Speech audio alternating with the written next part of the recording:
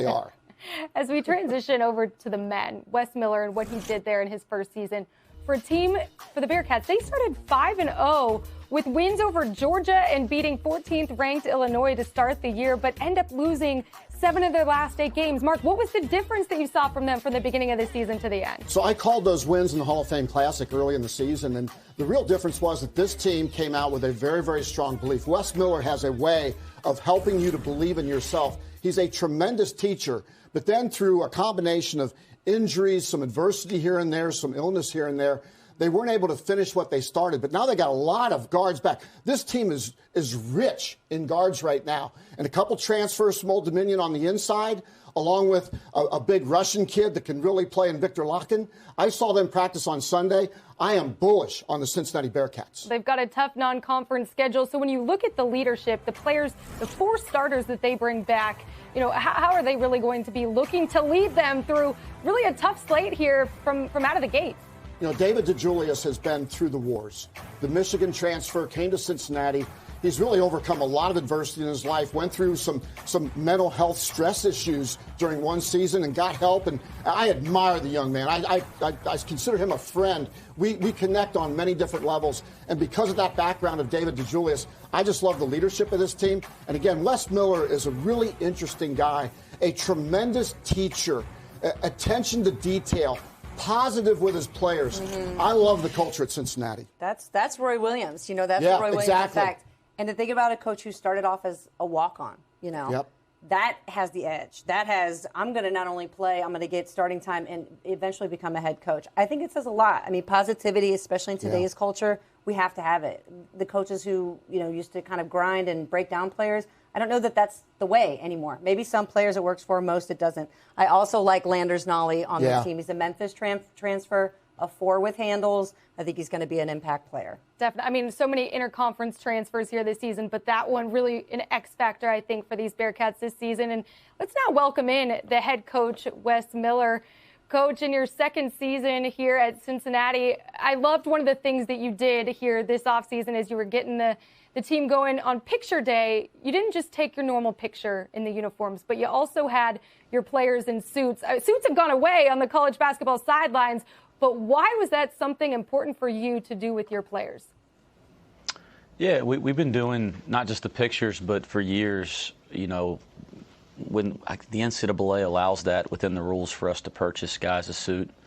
So we've been purchasing guys a suit for years when they join our program. And I don't enjoy putting on a suit any more than the next guy, but I think it's important to teach young people things outside of basketball. And one thing we want to teach them is kind of how to be comfortable in different environments that they're going to be in after they leave our program and leave our university. And so that's kind of why we do it. And then we have some fun with it in terms of taking pictures and doing some stuff on media day. And also it allows fans to see our guys in a different light. They don't see them in just a uniform. And there's a lot more to our players than just who they are inside of those 94 feet. So there's a lot of really good stuff that goes around those types of things, but it was fun too. Coach, we're going to send things over to Tom Fenstermaker with the American. He has some questions from the media waiting. Tom, I'll let you take it away. Thanks, Morgan, and thanks, Coach, for joining us. Our first question will be from Jason Stam of BearcatReports.com. Hey, Coach, you've got a lot of transfers this year. I had them last year too, but in year 2, how do you feel the cohesion level has been so far within the program, within your guys? Yeah, you mentioned the transfers that are joining the team now, but with 7 returning guys, and of those 7 guys, there's a lot of returning minutes played, a lot of returning experience. So the continuity this year relative to last year is completely different, right? I mean, we were all new to each other a year ago. There's a bunch of us in the building here every day that have already worked together for a year. So, it's made it a different experience day to day in the preseason for sure and in the summer. And I think it's helped onboard those guys that have joined the program because there's people here that have already been in the program that have been able to kind of help them with assimilation. All right, our next question will be from Justin Williams of The Athletic. Hey, Coach, you full court, 3-quarter court pressure was such a big part of your defense at UNCG. do you feel like you're getting closer to being able to play the way you want to play defensively here at Cincinnati? Yes, I do, Justin. We just didn't feel like the way the roster was made up last year that it made sense to do some of the things we'd done for the 6-7 years previous, where we were coming from. I think you'll see us implement those things this year early in the season. From a practice standpoint, we've worked on our full court defense, but we kind of build up to that, and we always add our three-quarter court stuff later in the preseason. We hope to implement that in the next couple weeks, and I do think that'll be a part of how we play early on. All right, our next question will be from Chad Brendel of Bearcat Journal. Bearcat Journal, sorry. Coach, Jeremiah Davenport's a veteran guy. He's a local guy. All the word around the program is about how impressive of an offseason that he's had. Can you take us through maybe what you've seen from him this offseason and how he's grown into a better player? He has. He's really matured, Chad. His effort in practice every day last year in games, it's always been exemplary, right? I mean, he's always played hard. He's always played with passion. That's who he is. But his commitment outside of those moments has really improved and really matured, and you can see it with his body. And all of our guys improve with Mike Rayfield. I say it all the time. We have the best strength coach in college basketball. It's a fact. And maybe I'm biased, but I don't think I have to be on this one. He's that good. So all of our guys' bodies improve just by working with Mike every day. But Jeremiah is improved in the times that he's not required to be here. And you can just kind of tell his focus is different. His approach is different. And it's impacted his game when he is in practice, given that same effort that he was given last year. All right, our next question will be from John Tiedel of Hoops HD. Good morning, Coach. I know it's not the next. Sorry about that. I know it's not the next game on your schedule, but how excited are you to go to Maui in November, and how do you prepare the team for an 11:30 p.m. Ohio time game in Hawaii? Yeah, we're really excited about Maui. You're right. We won't think ahead as a team. We'll think about what's in front of us today first. But listen, it's the premier tournament or preseason tournament in all of college basketball. I'm not sure some of our players even understand it because it hasn't happened for the last couple of years. We had the pandemic, and so they've played the Maui Invitational, but they played it in Nashville or they played it in Las Vegas, and it's just not the same when it's not in Maui. So not only are we excited to be a part of it, we're excited that we're a part of it as it kind of goes back to the island. And I was a part of it as a player in 2004 at North Carolina and had an incredible experience and great memories from that. So there's some excitement and anticipation to kind of go back and go through it in a different role now and have our players kind of hopefully get that same type of an experience. The field is incredible, right? I mean, you look at the field, and I can't imagine there's a possible better field for a preseason event in college basketball. So it's going to be a challenge. It's a challenge we're excited about. And I think regardless of what happens when we're there, we'll be a better team and be more prepared for what we have to do in league play after we come back. So it'll be a great opportunity for our program. All right, and our final Zoom question will be from Tim Daniel of 48 Minutes Network. Coach, you guys bring in Landers Nolley, obviously a big pickup for your organization. Can you kind of talk about, the importance of bringing him in? Obviously a guy who played in the tournament last year, obviously familiarity within the conference. How big is he for your program as you guys are starting this transition moving forward? Yeah, I've said this a lot. I think the 7 returning guys, I don't ever want them to get overshadowed because that continuity that we mentioned before, I think it's so important, and we want to celebrate guys that stay in the program, and they'll have a lot to do with our success. That said, the guys we've added in our recruiting and added to this roster really bring something to it, and Landers brings quite a bit. You mentioned experience. I mean, he played in the Maui Invitational his freshman year at Virginia Tech, so he's the one guy that kind of knows what we're walking into there. He's played in the NCAA tournament. He's played deep in the postseason in the NIT and won a championship. So he's got great perspective. he also brings us some scoring punch. And if you looked at our team last year, it was something we wanted to really address. Was we struggled to score the ball, especially in the second half of league play, and he scores it at a really high level. He's a guy that can finish plays with his ability to catch and shoot and his size. He's also a guy that we found can really create plays for others. So I think we'll use him a little differently. Certainly he'll play around others, but he'll also have the ball in his hands in transition. We'll put him in screens on the ball. And I think he'll be a guy that can generate some offense for us and take some pressure off of guys that maybe had to do too much of that for us a year ago. We'll take one more from Zoom. It'll be from Marshall Kramsky. Hey, Coach, you touched upon it a little bit earlier about the continuity coming into year two.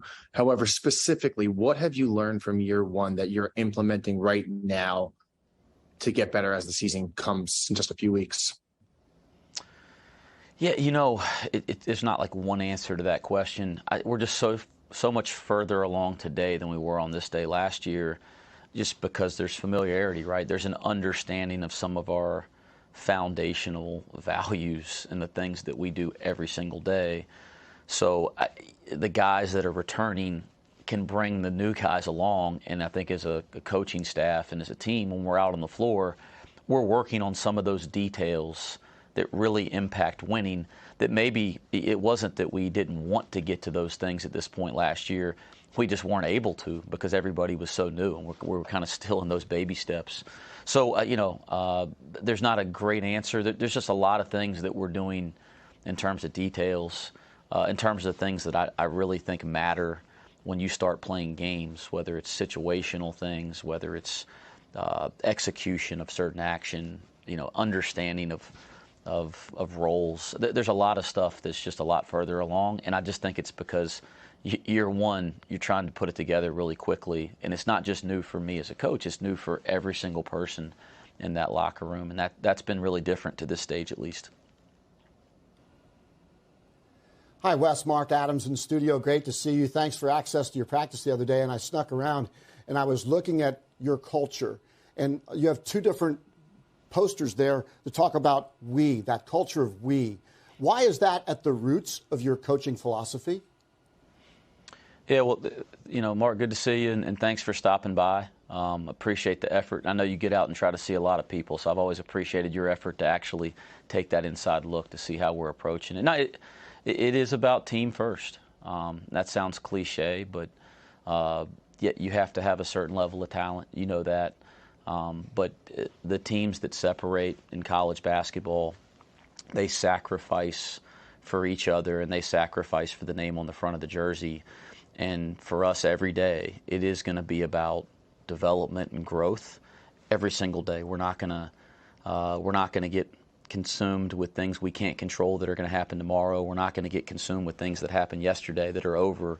We're going to obsess about today, and we're going to obsess about sacrificing for the team first. So it is always about we, not me, and that stuff sounds cliche, but we try to bring that to life in how we approach it every single day.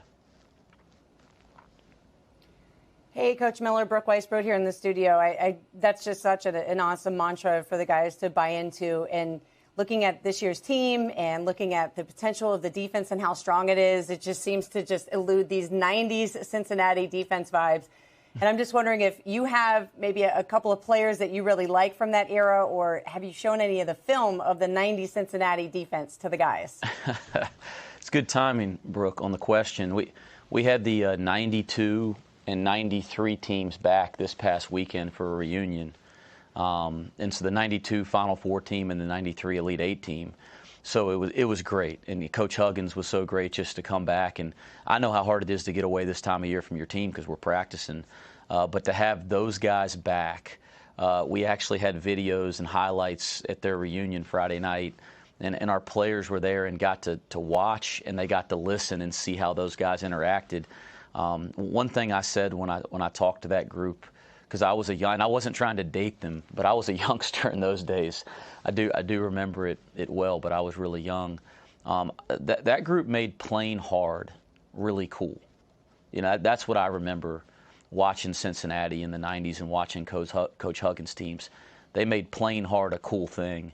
And we're certainly going to play really hard, and we got to make sure that's seen as cool again, because it is, because it wins. And so, yeah, we're very well aware of the tradition here.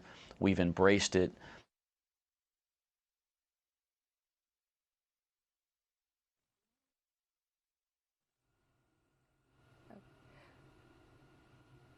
We lost the feed there from Coach Miller, but Brooke, Mark, so cool to hear how Coach Miller's embracing the history of that program. Brooke, being from Cincinnati yourself, where were you in the 90s watching those Final Fours?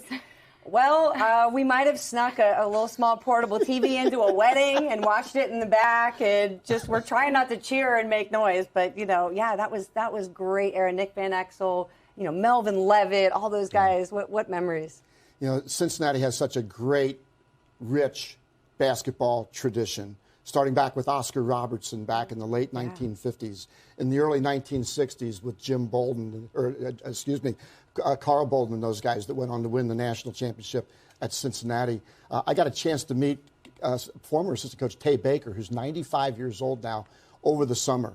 And we went through the entire history of Cincinnati basketball together. And what a thrill it was for me as a Cincinnati kid growing up, watching the black and white TV, by the way. That's how old I am. And watching the Cincinnati Bearcats win 2 consecutive national titles over the Ohio State University. The Bearcats were the best team in the nation during that era. To hear from a coach he was part of a national championship, winning one with North Carolina in 2005, but to bring these teams back, to expose these players to the history there of the Bearcats program. These guys weren't alive during those days, but what can that really do, Brooke? I'll start with you for a team and for these players to learn about that. It connects generations. And on the women's side, we talk about connecting the WNBA to the NCAA to the high school level, and men's college basketball in a program like this. You have such a great history and rich vintageness, if that's even a word, right, in Cincinnati defense and basketball. That would get me hyped. If I met the 92 team, that made the Final Four, and then I'm seeing these videos and just seeing how these guys related to each other. I know it sounds really simple, but we're at an age where, we're so used to communicating in text and all those things now. We have to do things in person again. We got to restart and go back to the basics. And that's what Wes Miller does, and that's why I like him. It also sets the expectation. Look what Kelvin Sampson, how he's leveraged Elvin Hayes in the 1968-69 teams under Guy V. Lewis, and how that has now transitioned into the great success at Houston. Look, Wes Miller is one of the most talented young head coaches in the country. I covered him when he was at UNC Greensboro, and Roy Williams came to play him in Greensboro. That's the level of respect that Roy Williams has for his young protege. Roy Williams comes to Cincinnati to watch Wes Miller's teams play. I mean, this is a relationship of an expectation from North Carolina that has now transitioned to the expectation of the Cincinnati great teams of the 90s of Bob Huggins. It's a great story. And as we connect those dots, Brooke, it's really exciting to watch Wes Miller embrace it and bring it to his players. And now we'll see if they can execute it. Mark, if you could sum up the Cincinnati defense in one word, what would it be? Nasty. Nasty. Pothole, dirty pothole, nasty defense. It's like driving down I-75 in March when the pothole is 5 feet deep and you blow out your tire. That's the Cincinnati defense. We can't relate to that much here in Dallas, Texas, I can tell you that. But I have seen that from Coach Miller and his players. And one of the things that he talked about at his media day there in Cincinnati, the local media, was that he was that was what they were working on the most right now, was coaching that defense. So how can we expect them to now take this next step here in year 2 under Coach Miller? Well, John Newman III is going to be our next guest. And I love him because it's defense first for John Newman. If you look at his eyes, he has the defensive assassin eyes. When he comes at you and closes out, he intimidates me, and I'm just in the broadcast booth. I mean, Cincinnati is used to guys diving on the floor for loose balls, going in the stands. I mean, Cincinnati has a long history of tough guys, like Ron Bonham, for example, going back to those 1960s teams. Corey Blunt, another tough guy. A lot of tough guys in that program. And John Newman III is one of those tough guys that can really guard you, really rangy. Well, John Newman III is actually ready and listening to us, Mark. So I'm curious, John, to hear what you thought about Mark's comments there about you. Do you agree? Hey, I'm a tough guy. I take it. I appreciate that. I take it every time. Well, John, we have some questions from the media, and we have Tom Fenstermaker here with The American who's going to field some of those questions. So I'm going to go ahead and send things over to Tom. Thanks, Morgan. Our first question will be from John Tiedel of Hoops HD. Good morning, John. I know you have a couple new transfers on the roster this year. I was wondering how they're fitting in with everybody and which one of them has impressed you the most so far. The transfers are fitting in great. Like Coach Wes said earlier, like everyone's pretty much older. We got Kalu, Rob, Landers. I think that's pretty much, is that all we had? Yeah, so they're pretty much all older guys with a lot of experience and guys that I was kind of already familiar with. So it's kind of been fun and good to get those guys acclimated, and just the fact that they have a lot of years under their belt, it makes it easier for the transition, because, you know, since I've already been here 1 year under Coach Wes, and a bunch of the returning guys, we've already had a year under our belts. So just kind of taking them under our wing in a sense, it's been pretty easy, been smooth. Everyone's been receptive to everything, so it's been a good transition. But as far as who's impressed me the most, I can't really name one guy. Every guy that's transferred in has brought something to the table that I've been impressed with. Like I know a lot of guys. People say Rob. He's one of the best defenders at the guard position that I played with since I've been in college. Landers, we call him Ches. Playmaking, he can make plays. I always knew he could shoot it, but just, you know, being in practice every day, seeing the way that he creates for others. And, you know, just seeing how his IQ of the game is something I didn't know, so that surprised me. And then Kalu is just a beast. He's just a beast. He's physically imposing. He's got good game. He can play on the perimeter a little bit. So I think every guy has brought something to the table that I've been impressed with, and you know, I'm excited to get it rolling here. Our next question will be from Justin Williams of The Athletic. What's up, John? You know, we talked about you have a defensive reputation. Coach Miller has a defensive reputation. Are there any changes or kind of developments maybe from last season to this season on the defensive side that you guys are doing different? Yeah, we're adding a little different, a little more full court press, 3/4 court press. I think last year we were trying to figure so much out that he kind of left that out, and we need to focus on, you know, the basics and building a foundation of our defense. But I'd just say, you know, throwing different looks at people has been the main thing. We don't play any different. We still want to be aggressive. We still want to push the ball out, make everything tough defensively. So as far as that goes, everything's the same. But we have added a few little full court things that they would do at his previous school. So we're trying to implement that now, and you know, go from there. Our next question will be from Tim Daniel of 48 Minutes Network. Hey, John. So last year, your first year at Cincinnati was your best three-point shooting season of your career. Can you tell us, kind of take us through kind of the progress you've made as far as working on that and adding that to your game, so you can continue to help the team on the offensive side? Yeah, it was my best three-point shooting percentage, but I feel like I can still shoot it better.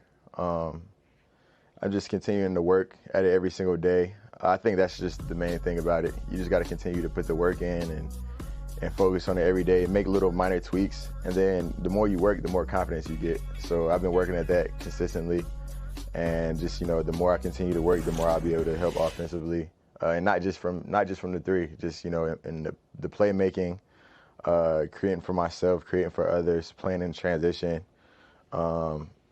I need to try to finish more. So it's a lot of things other than the three that I'm adding to our offense this year, but you know, it was last year my best year, and I got a fifth year, so I got a chance to make it right even more. So looking forward to it. And our last question will be from Jason Stam of Bearcat Report. John, for those of us outside the program, you know, it seems like there's a lot of momentum, a lot of good things going on in the program. Recruiting wise, you guys had the 92, 93 team back that, you know, Coach Miller said y'all got to be around and hang out with. But I mean, for obviously you being in the program, what's the vibe like right now? Like, what is it like being a part of Cincinnati basketball right now? It's awesome. It's been awesome to me since I got here, to be honest. It was awesome having the guys, the 92, 93 teams back, just to be around those guys and really have them we're already motivated in our own ways, but, you know, just to see those guys here and show us that love, it means the world to us, to be honest. And it's always been a family feel, but just having those guys back, and you kind of get a sense of, you see someone that did it, So it kind of shows you that you can do it, and they came from the same thing, and they made it to the Final Fours and Elite Eights, but they want even more for us. So I feel like we owe that to them. It was awesome seeing those guys come back and Coach Huggins and everything that they did for our program. So we just want to continue to build on that, and hopefully just continue to be better. John, thank you so much for taking the time to join us. Really looking forward to seeing here what these Bearcats can do this season. Absolutely, absolutely.